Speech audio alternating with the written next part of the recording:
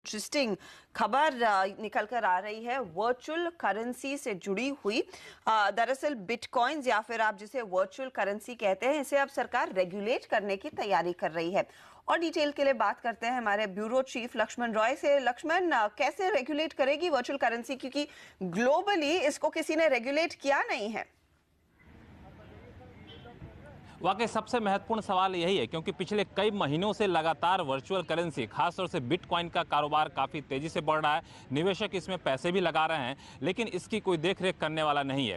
तो अब सरकार ने यह फैसला लिया है कि इसकी समीक्षा की जाए और इसके लिए रेगुलेशन की तैयारी की जाए। इसके लिए एक इंटर मिनिस्ट्रियल कमेटी बनाई गई है। उस कमेटी को ये बताना है कि वर्चुअल करेंसी के कारोबार को कैसे रेगुलेट किया जाए, रेगुलेशन की रूपरेखा कैसे होनी चाहिए, कंज्यूमर जो इसमें पैसे लगा रहा है उनके हितों की रक्षा कैसे की जाए, इस वर्चुअल करेंसी के जरिए जो भी लेन देन होता है क्या उस पर टैक्स लगाया जाए या फिर टैक्स ना लगाया जाए, यानी टैक्स की देनदारी बनती है नहीं बनती है, क्या वर्चुअल करेंसी के जरिए काले धन का कारोबार तो नहीं हो रहा है, मनी लॉन्ड्रिंग तो नहीं हो रहा है। ये तमाम चीज़ों की समीक्षा की जाएगी और इसके लिए कमेटी पूरी दुनिया में दूसरे देशों में रेगुलेशन की जो भी व्यवस्था है, वर्चुअल करेंसी का जो कारोबार है उसकी समीक्षा करेगी और अगले 3 महीने के भीतर अपनी रिपोर्ट सौंपेगी। और इस कमेटी में जो डिपार्टमेंट ऑफ इकोनॉमिक अफेयर्स हैं उसके स्पेशल सेक्रेटरी अध्यक्ष होंगे, reserve bank, state bank of India, NITI Aayog, यहां तक कि गृह मंत्रालय के वरिष्ठ अधिकारियों को भी इसमें शामिल किया गया है।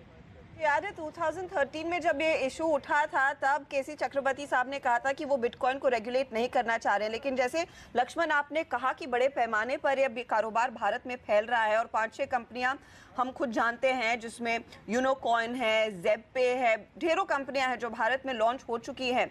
इसमें क्या आरबीआई के अंडर ये अथॉरिटी दी जाएगी या फिर एक जो बॉडी में आपने कहा नीति आयोग के लोग होंगे, फिनेंस मिनिस्ट्री के शायद लोग होंगे, तो इसकी ओनरशिप किसके हाथ होगी? जो रेगुलेशन की ओनरशिप होगी वो किसके हाथ आती दिखाई देगी? जो अब तक जानकारी मुझे मिल पा रही है उसके मुताबिक रेगुलेशन बनाने में सबकी भूमिका तो होगी, लेकिन रेगुलेशन की ऑनरशिप या फिर रेगुलेशन को पूरी तरह से अमल में लाने की जिम्मेदारी, चूंकि करेंसी मार्केट का मामला है तो यहाँ पे पूरी तरह से रिजर्व बैंक के तहत आना चाहिए। इसी वजह से रिजर्व बैंक के अधिकारी को इसमें शामिल किया गया है। और पिछले दिनों आपको याद होगा, जनवरी की बात है, जब रिजर्व बैंक के गवर्नर ने कहा भी था कि बिटकॉइन को हम रेगुलेट नहीं करते हैं, बिटकॉइन को लेकर किसी भी कारोबार करने के लिए कोई भी लाइसेंस हम नहीं दिए हैं। तो एक तरह से अप्रत्यक्ष तौर पर निवेशकों को सतर्क भी किया गया था कि आप पैसा लगाते हैं तो अपने जोखिम के हिसाब से लगाइए, क्योंकि बिटकॉइन कोई पैसा नहीं होता, उसका कागजी दस्तावेज नहीं होता है, एक वर्चुअल करेंसी होती है। मान लिया आप बिटकॉइन खरीदना चाहते हैं तो आप उसका एप्लीकेशन डाउनलोड करिए, अपने खाते से पैसा दीजिए और वर्चुअल करेंसी ले लीजिए। और इस वजह से लोकप्रिय हो रहा है कि फरवरी 2016 का एक मैंने डेटा निकाला तो 25,000 रुपये बिटकॉइन की कीमत थी, आज उसकी कीमत बढ़कर के 89,000 रुपये हो चुकी है। इतना ज्यादा रिटर्न दिख रहा है कि लोग इसमें रेगुलेशन के बगैर भी पैसे लगाने को तैयार दिख रहे हैं। जी हाँ, एक बूमिंग इंडस्ट्री है ग्लोबली और भारत में भी इसका काफी चलन बढ़ रहा है। शायद